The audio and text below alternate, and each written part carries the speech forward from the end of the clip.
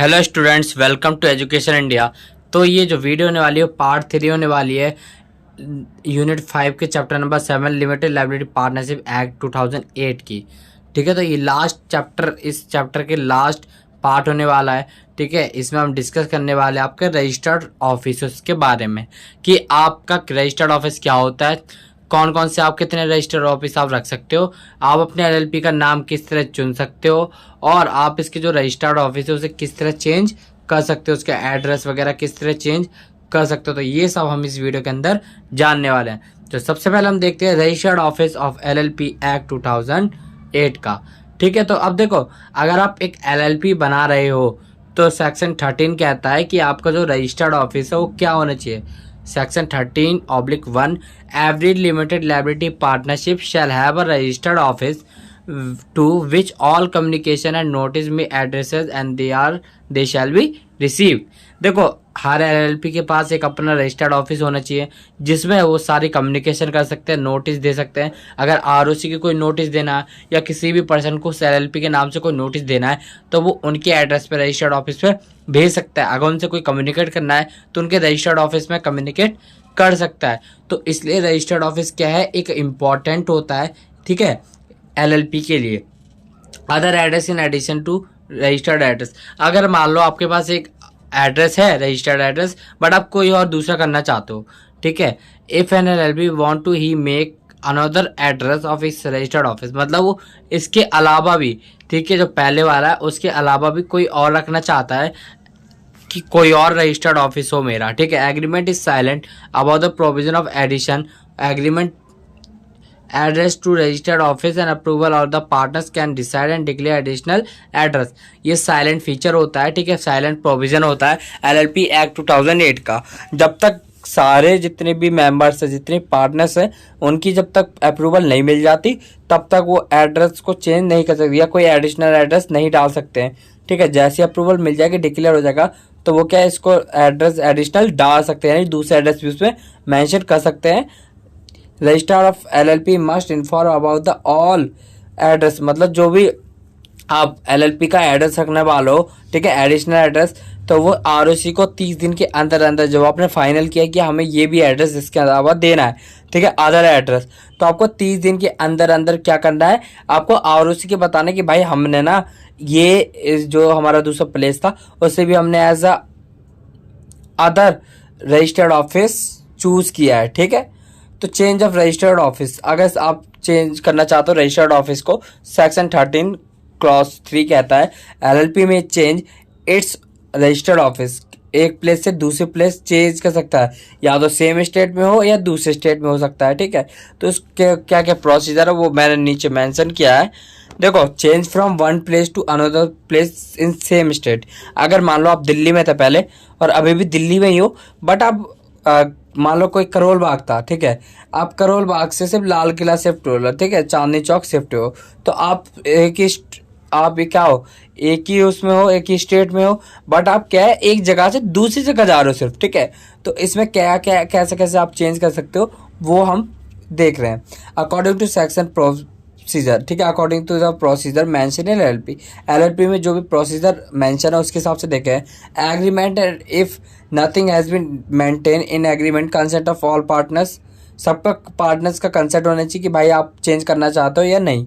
If the changes is from the jurisdiction of one registrar to another registrar within the state Maharashtra, Tamil Nadu, then file a notice with ROC where LLP proposed to shift, जहाँ पे अगर देखो आपको jurisdiction द्वारा यानी ROC द्वारा ही बोल दिया गया कि भाई आपको इस जगह से दूसरी जगह से शिफ्ट करना है, ठीक है, आप शिफ्ट कर रहे हो, आपने वहाँ जाकर बोल दिया, तो आपको क्या है, उसकी एक रजिस्टर्ड कॉपी जो भी होगी वो आपको आरओसी में जमा कर देनी है। ठीक है, फिर देन आपको क्या नोटिस दे देना है चेंज करने के 30 दिन के अंदर अंदर कि भाई हमने इस स्टेट से दूसरे स्टेट पे अपना जो ऑफिस है वो चेंज कर लिया है, मतलब एक स्टेट में ही एक जगह से दूसरी जगह, कुछ इसकी फीस लगेगी वो आपको वहाँ देनी पड़ेगी। अब अगर आप एक स्टेट से दूसरे स्टेट जा रहे हो, अभी तो हमने देखा एक स्टेट में थे बस दूसरी जगह जा रहे थे, अब वो जगह ही नहीं, वो स्टेट भी छोड़ के जा रहे हैं, जैसे पहले दिल्ली में थे अब हरियाणा चले गए या यूपी चले गए या महाराष्ट्र चले गए। ठीक है, कहीं भी चले गए, as per the manner laid down the LLP agreement if silent. ये क्या साइलेंट होता है कि सारे, पहले तो सबसे पहली बात सभी पार्टनर्स का कंसेंट होना चाहिए। और LLP is often consent of secure creditors, जो भी उसके सिक्योर क्रेडिटर्स हैं, यानी जिनको उनको पैसा देना है, जो जिनको LLP को जिसको पैसा देना है, ठीक है, तो उससे भी आपको क्या है कंसेंट लेना पड़ेगा, जो आपके सिक्योर होते हैं। विदाउट उनके कंसेंट से आप चेंज नहीं कर सकते हो। LLP shall publish a journal, ये क्या 21 दिन पहले, यानी अपने चेंज करने से 21 दिन पहले क्या कर सकते हैं, एक नोटिस निकाल सकते हैं और ROC को इन्फॉर्म कर सकते हैं, न्यूज़पेपर द्वारा पब्लिश कर सकते हैं कि हम इस जगह से इस स्टेट से इस स्टेट में अपना रजिस्टर्ड ऑफिस चेंज कर रहे हैं, ठीक है। फिर आपको वो डिस्ट्रिक्ट लैंग्वेज में होना चाहिए। फिर आपको वहाँ वो एड्रेस लिखना है जो आप वहाँ रखने वाले हो। फिर आपको ROC में एक नोटिस फाइल करना है, ठीक है, एक स्टेट टू स्टेट। फिर प्रपोज करना है कि आपको शिफ्ट हो जाए, और आपको एक कॉपी जो होगी ना, जो भी आप रजिस्टर्ड ऑफिस चेंज करोगे उसकी एक कॉपी ROC में आपको जमा कर देने जल्द से जल्द, ताकि वो आपका जो एड्रेस है वो दूसरे उस स्टेट में ट्रांसफर कर। Notice of change of registered office given to ROC within 30 days compliance requirement required fees. यानी आपको जब भी आप चेंज करते हो तो उसके 30 दिन के अंदर अंदर आपको ROC का मतलब होता है रजिस्ट्रार ऑफ कंपनीज को वो नोटिस जो है दे देना है, ठीक है। और आपको उसकी जो फीस होगी उसके साथ दे देना आपको। With the changes of registered office, any convention, ruling, judgment of against LLP alleged offense under the act situation in the place of registered office to be filed off with the ROC। अगर आपके पास कोई भी conviction होगी, ruling होगी, यानी आपने को कोई भी, अगर मान लो कुछ आपने गैर कानूनी कर दिया, ठीक है, इलीगल कर दिया, आपको कोई कुछ भी सजा हुई हो, ठीक है, तो आपको चेंज नहीं किया जाता। पहले आपको देखा जाएगा कोर्ट द्वारा कि आपका कोई गैर कानूनी काम तो नहीं किया, कोई इलीगल काम तो नहीं किया, तभी वो ROC आपका क्या है फाइल करेगी, आपको क्या करेगी, आपके चेंज करने देगी। पेनल्टी फॉर कंट्रोवेंसीज, अगर आपने कोई कंट्रोवर्सी कर दी, ठीक है, तो उसके लिए क्या आपको पनिशमेंट मिलेगी। If liability LLP does not follow, अगर LLP जो है जो सेक्शन मैंने ऊपर बताए हैं वो सब फॉलो नहीं किया तो उसे क्या होगा, the LLP and its every partner shall punishable, यानी जो भी पार्टनर LLP होगी और उसके जो पार्टनर्स होंगे उनको पनिश किया जाएगा। किसके साथ, 2000 से कम तो होगा नहीं, और 25,000 तक वो एक्सटेंड हो सकता है प्राइस, तो ये आपको फाइन देना पड़ेगा। अब एक फैक्ट ऑफ रजिस्ट्रेशन क्या पड़ता है, देखो हमने पिछली वीडियो में जाना था कि आपको LLP रजिस्ट्रेशन करवाना कंपलसरी होता है, ठीक है। सेक्शन 14 कहता है कि आपको क्या इफेक्ट पड़ता है अगर आप LLP में रजिस्ट्रेशन कराते हो, तो आप कैपेबल हो जाते हो किसके, सुइंग के और सूड के, यानी आप अपने नाम से, अपने LLP के नाम से किसी भी पर्सन पे, किसी भी कंपनी पे केस कर सकते थे, और कोई भी पर्सन आपके LLP के नाम पे केस कर सकता है। ये आप इसके लिए कैपेबल हो जाते हो अगर आप रजिस्ट्रेशन कराते हो। Acquire, owing, holding, disposing property whether immovable tangible asset, having a common seal, आपके पास एक कॉमन सील होगी। If it is decided to have one, अगर आप डिसाइड करना होगे कि हमारे पास होगी तो आपके पास होनी चाहिए। अब प्री इनकॉर्पोरेशन सर्टिफिकेट, अभी तो हमने जाना इफेक्ट, अब मानते हैं प्री इनकॉर्पोरेशन कॉन्ट्रैक्ट, सॉरी, ठीक है। Pre incorporation contract are not binding the LLP, ये LLP द्वारा नहीं बनाया जाता। अडॉप्ट आफ्टर इनकॉर्पोरेशन, ये जब ये इनकॉर्पोरेट हो जाती, जब बन जाती तभी बनाया जाता है। Such a contract is binding to person making want of ratification. याद देखो, सब सीधी सीधी बात है, प्री इनकॉर्पोरेशन कॉन्ट्रैक्ट का मतलब है जो आप फंड खोलने से पहले, ठीक है, कॉन्ट्रैक्ट बनाते हो, ठीक है, कि भाई हम ये काम करेंगे और हमें इस चीज़ की इतनी ज़रूरत होगी तो आप क्या हमें सप्लाई करोगे। अभी खोल ही नहीं है वो फंड, अभी इनकॉर्पोरेट नहीं हुए, फिर भी आप कॉन्ट्रैक्ट बना रहे हो, तो सब क्या कहेंगे, इसे प्री इनकॉर्पोरेशन सर्टिफिकेट कहते हैं। अब प्रोविजंस क्या है, ठीक है, कि आपके नाम के रिगार्डिंग, अगर आपको नाम चेंज करना है, ठीक है, तो उसके लिए क्या क्या प्रोविजंस होती है LLP एक्ट में। सेक्शन 15 कहता है the name of every LLP must and, मतलब जो भी आप LLP का नाम होगा वो उसके पीछे आपके LLP the limited liability partnership लिखा हो रहना चाहिए, या इसके अलावा आप LLP भी उसकी जगह लिख सकते हो, तो ये आपके होने चाहिए, तभी वो माना जाएगा कि वैलिड नेम है वो आपका। No LLP shall be registered, अगर एक नाम से कोई भी LLP रजिस्टर्ड नहीं तो सेंट्रल गवर्नमेंट आपको वो नाम दे सकती है, ठीक है, ताकि वो आपको अच्छे से पहचान सके। बॉडी कॉर्पोरेट रजिस्टर्ड ट्रेडमार्क, ठीक है, आपका एक ट्रेडमार्क होगा, यानी आपका एक लोगो वगैरह बन जाता है, एप्लीकेशन पेंडिंग हो जाती है।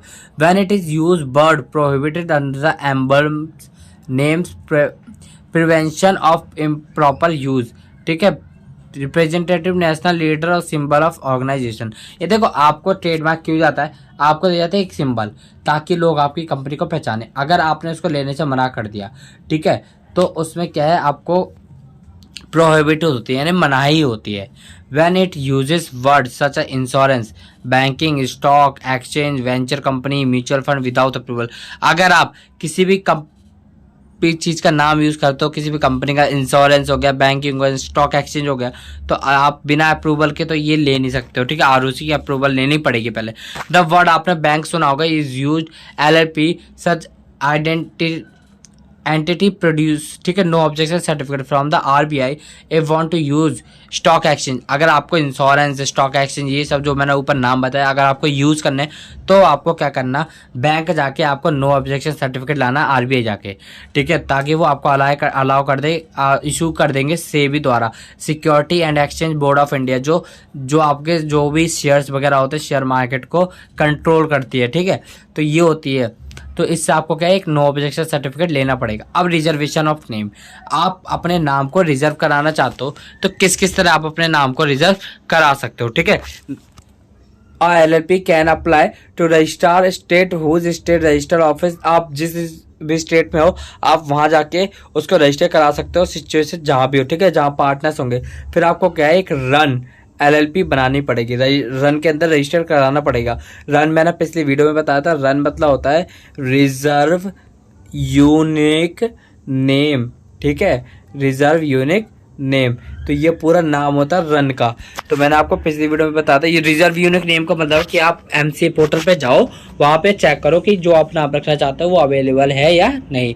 अगर अवेलेबल है तो आप उसे रिजर्व कर लो, और कुछ फीस लगेगी वो आप पे कर दो। अगर नहीं है रिजर्व तो आप दूसरा नाम देख लो।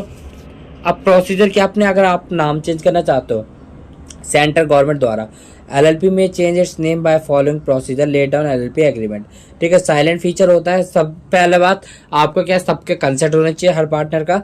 नोटिस देना होगा आपको ROC को 30 दिन के अंदर अंदर, जब भी आप नाम चेंज करते हो, ठीक है। अगर ROC से सेटिस्फाई होती है कि आपके नाम चेंज करने से, तो आपको एक फ्रेश इनकॉर्पोरेशन सर्टिफिकेट इशू कर देगी कि भाई आपका ये पहले ये नाम था और अब ये नाम हो चुका है आपके LLP का, ठीक है। तो इस तरह आप अपना नाम चेंज कर सकते हो। Change name by ROC on request another entity, यानी कि कोई और पर्सन ROC से रिक्वेस्ट करता है कि भाई मैं चेंज करवाना चाहता हूँ इसका नाम, तो आप तो किस तरह हो सकता है, any other entity having name similar name of LLP। अगर मान लो किसी और पर्सन के पास, मान लो आपने कोई भी रखा, किसी भी का नाम नहीं लूंगा, आपने मान लो कोई स्वीट शॉप खोली, कुछ भी खोला जिसका आपका नाम LLP है, ठीक है, मान लो XYZ LLP है, ठीक है, LLP।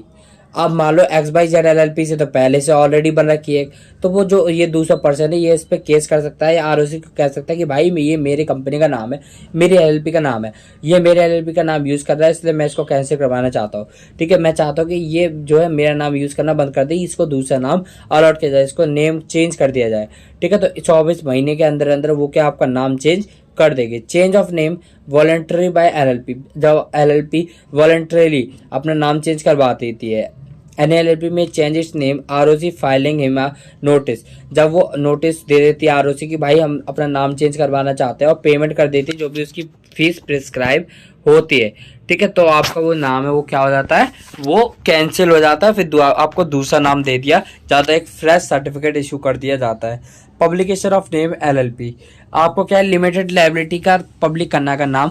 Every LLP shall ensure that its invoices, official correspondence, public bear name, addresses और रजिस्टर नंबर ऑफ LLP। यानी आप अगर कोई भी इनवॉइस बना रहे हो, सेल परचेज, ठीक है, कोई भी इनवॉइस बना रहे हो, कोई भी ऑफिशियल कॉरेस्पॉन्डेंस दे रहे हो, कोई भी ऑफिशियली काम कर रहे हो, तो उसमें पब्लिक को आपके LLP का नाम, आपके LLP का रजिस्टर्ड एड्रेस और आपका रजिस्ट्रेशन नंबर, उस इनवॉइस नंबर जो भी आप वो डॉक्यूमेंट इशू कर रहे हो उस पर होना चाहिए, तभी वो आपके जो नाम है उसे पब्लिश करेंगे, लोग आपकी कंपनी का, आपके LLP को पहचानेंगे।